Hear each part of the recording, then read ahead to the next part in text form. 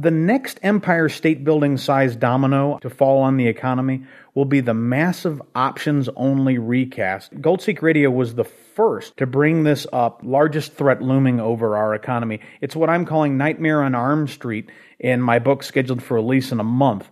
You know, these options-only loans are threatening the entire financial system. Let's use an analogy here. During air raids, troops and civilians are led into safe subterranean bunkers to ride out the assault. Now, after the raid is passed, there are tertiary threats that emerge. Now, nothing is more terrifying than unexploded ordnance or landmines in the aftermath of an attack. And similarly, the subprime onslaught, well, it passed. I'm very much concerned that these options-only arms will be the next term that every American is going to learn and will continue to send chills down economist backs for decades. The ticking time bomb remains. Options adjustable mortgages, aka the pay options arm, were simply prime rate loans offered with several options. But the options adjustable mortgage mess will hit the markets beginning in 2009, which will then usher in, I think, a new wave, a massive wave of foreclosures. You know, the little-known options arm is slated to overtake even the mountain of subprime adjustable rate mortgages, which has passed now, in order to entice millions of timid borrowers into overpriced McMansions.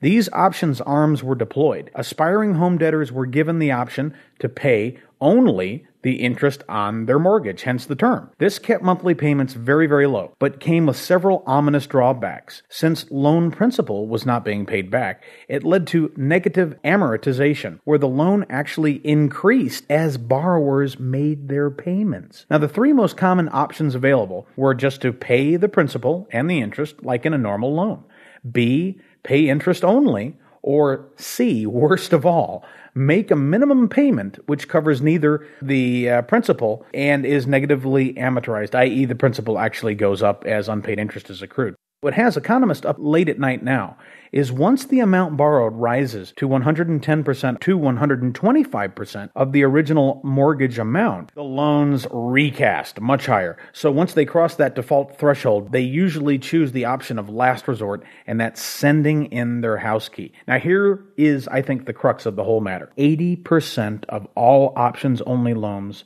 are already showing negative amortization, where borrowers owe more than they borrowed. Currently, 1 in 4 options arm borrowers is delinquent. You add that together, and that is financial napalm over this market. In fact, 71% of options arms borrowers opted for these negatively amortized loan options. So not only are their payments increasing, but the total amount is going up. Millions will watch in horror in the next 2 years, starting in 2009, as their monthly payment doubles per month and their loan balance soars. Imagine monthly payments climbing from $800 to $2,100 or more. Many borrowers were lured by the glittery options arms and their low initial teaser rates. There are over 1 million of these loans currently outstanding. Now they're trapped in toxic mortgages without a lender around to refinance into a fixed rate loan. Rates are recasting much higher with monthly payments, as I mentioned.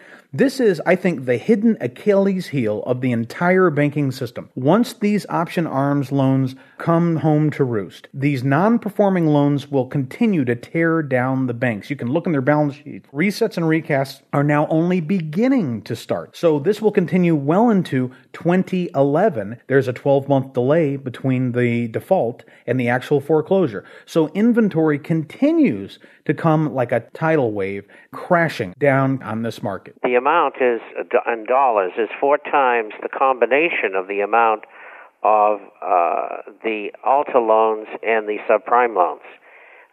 Secondly, most of the loans were made to jumbos. Those at that time were loans above $416,000 approximately. $16,000. Now it's $729,000. But anyway, they're for expensive homes. And that section, except in L.A. or we should say California, Nevada, and Arizona, haven't been hit that hard. They're going to get hit like a blockbuster. And, I predicted 4 years ago the expensive homes in places like Malibu, where I used to live, are going to drop 70%.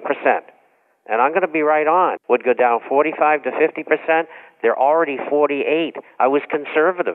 You were. And Bob, I've been calling on this show now for almost 2 years that the greatest threat to the economy and the biggest story of this decade will be nothing other than the housing crash. And this options arm fiasco is the second wave. Think of it as the subprime part two. It's equally as devastating, but what I think is going to be worse about this is the Fed will no longer be able to cut rates to insulate the market as they did with subprime to bail out this options only, and it will be hitting at just the wrong time in the middle of the worst recession we will have seen in 20 or 30 years or more. And Fitch analysts are expecting roughly $29 billion in options arms to recast to higher monthly payments by the end of 2009, and an additional $67 billion to recast in 2010. Of this will be approximately $53 billion is attributed to recast. So after over a year of warning listeners on Goldseek Radio about the options-only fiasco, it's finally starting to make